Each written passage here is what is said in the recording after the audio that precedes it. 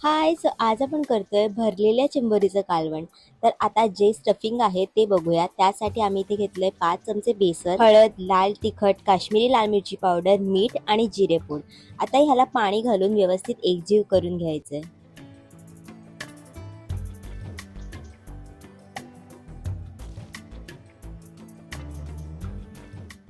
आता इथे मी घेतलेत क्रॅब्स. आता ह्याची साईज फार मोठी नाही आहेत, लहानच आहेत.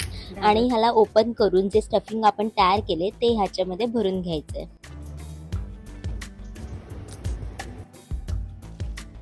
आता हे व्यवस्थित इंटॅक्ट राहावेत म्हणून आई ते धागा वापरते. धागा फक्त ह्याच्या भोवती गुंडाळून घ्यायचा आहे.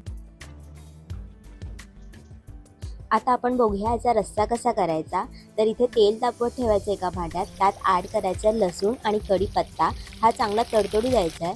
आता एक बारीक चिरलेला कांदा ॲड करून ह्यांना व्यवस्थित परतून घ्यायचं आहे आणि त्यानंतर त्यात आपल्याला बारीक चिरलेला टोमॅटो ॲड करायचा आहे. आता हे चांगलं परतून घेतलं की ह्यामध्ये आपल्याला घालायचे मसाले.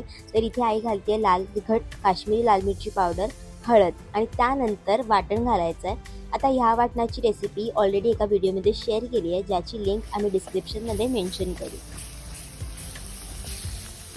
आता ह्या सगळ्याला तेल सुटेपर्यंत आपल्याला परतून घ्यायचं आहे.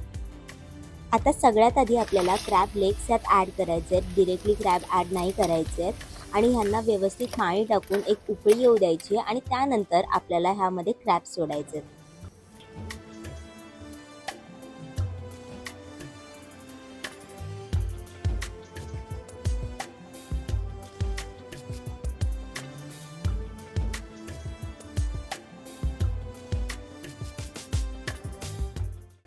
आता झाकण ठेवून 5 ते 10 मिनिट वाफ काढून घ्यायची आणि त्यानंतर ह्याला कोथिंबीरने गार्निश करायचं.